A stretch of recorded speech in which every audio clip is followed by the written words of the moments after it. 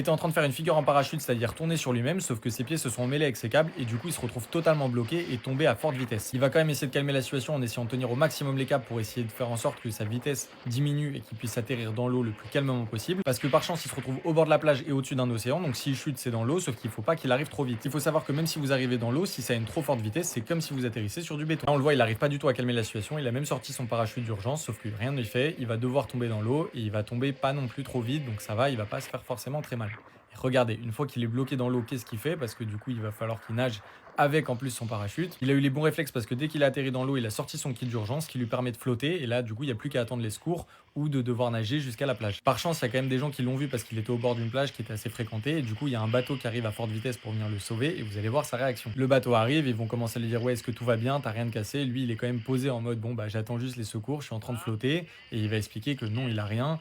Tout se passe bien pour lui. Et du coup, la personne va commencer à le sortir de l'eau.